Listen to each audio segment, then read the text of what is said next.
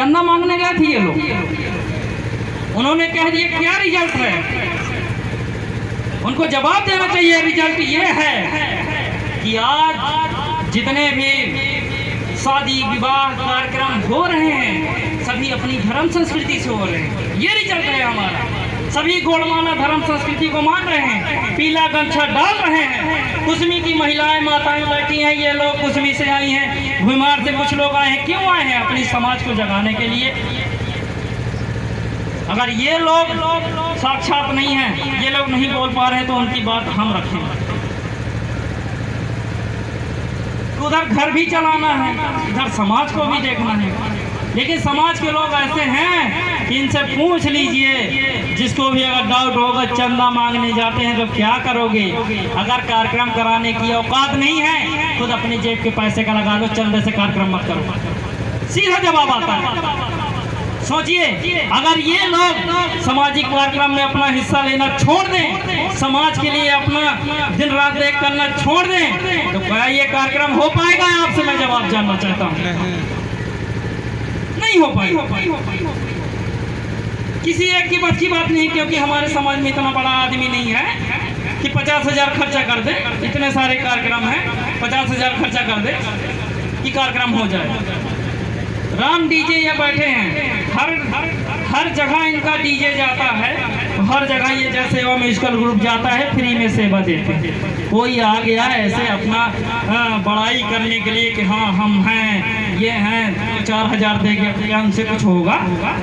अरे जितना तुम देखे जाते हो 10 गुना ज्यादा इनका इंस्ट्रूमेंट है, उससे 10 गुना ज्यादा सामान है, लेकिन ये लोग जाते हैं फ्री सेवा देते हैं।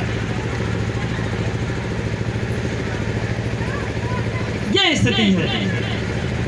इसलिए मैं महोदय जी ने भी कह दिया है कि जोश में होश न खोएं। होना पड़ता है, बोलना पड़ता है। जब तक बोलेंगे नहीं तो भी काम नहीं चलेगा। आप एडवोकेट हैं, अधिवक्ता संघ में आप जुड़े हैं, आपको कितनी जिल्लत सहनी पड़ती होगी, कितना कुछ करना पड़ता होगा, मैं समझ सकता हूँ। कभी भी आप कोर्ट के चक्कर काट लीजिए, अगर एक अच्छा वकील नहीं मिला, कोई वैसा वकील मिल गया तो आपको चूस लेगा साला। पेशी रिंगाते रिंगाते रेंगते रहो, पेशी पैसा देते रहो। न्याय की गुहार उससे मत करना, क्योंकि उससे उसका धंधा चलना। ये हकीकत है। मुझे बेसब्री से इंतजार था। मैं खुद बोला, इन्होंने बोला कि भैया ऐसा है कि मैंने मंच ऑर्डर कर दिया है, आज के आज सब कुछ फाइनल हुआ है। आप लोग ये जान लीजिए, आज के ही आज सब कुछ फाइनल हुआ है। ये मंच, ये पंडाल, ये सब कुछ आज के आज ही फाइनल हुआ है। और अब सोच सकते हैं कितना खर्चा आया होगा। ये भंडारे का कार्यक्रम ये चल रहा है, मूर्ति, ये जगह कम से कम 2.5-3 लाख रुपए इस पे JCB चल चुका है, तब जाके ये जगह हमारे लिए 18 सितंबर के लिए सुरक्षित है। बोलना पड़ता है। अगर किसी को मेरी बातों से इरिटेट हो, कोई प्रॉब्लम हो, मैं अपनी बातों को विराम दे दूंगा। ज़्यादा मुझे बोलने का शौक नहीं है, लेकिन मुझे दर्द था, बहुत दिन से दर्द था। अब देख लीजिए, हमारे राम प्रताप भैया 4 बजे से आ गए हैं, जब यहाँ टेंट भी नहीं लगा था, बैठे हैं। RP मौर्य जी बैठे हैं। लेकिन और लोग, रात को क्या कार्यक्रम था, रात को कहाँ जाना था, जो निकल लिए, अपनी बड़ाई था। ये तो मैं केवल जुमला समझता हूँ भैया।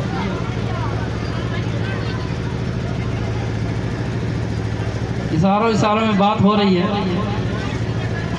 आदरणीय हमारे अग्रज फतेह बहादुर सिंह मरकाम जी, MB सिंह जी, मोहन सिंह जी, सभी हमारी और नज़र लगा रहे हैं कि आज ये कुछ ज़्यादा बोल रहा है। भाई क्या बात है,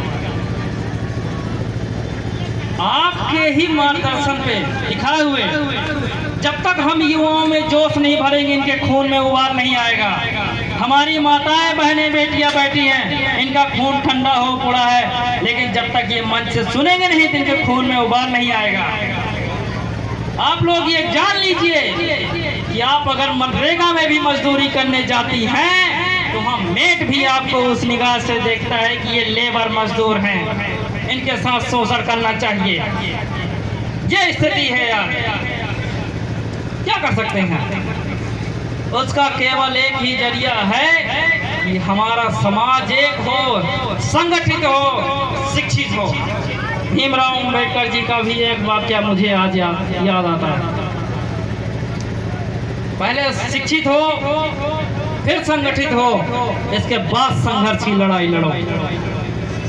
और ये भी बात है कि शिक्षा में तो बहुत कमजोरी है भैया, शिक्षा में बहुत कमजोरी है। आप लोग एक चीज नोटिस कर लीजिए, हमारे केराम जी नहीं नजर आ रहे हैं, चले गए क्या? केराम जी, उनका केवल एक ही मिशन है कि हमारा समाज शिक्षित हो जाए, उनका कोई कुछ नहीं बिगाड़ सकता। एक चीज ये आप नोट कर लो, समाज अगर हमारा शिक्षित हो गया तो कोई कुछ नहीं बिगाड़ सकता, उसका भी रास्ता हम बता देते हैं। आपको अगर किसी भी प्रकार की मजबूरी है, सरकार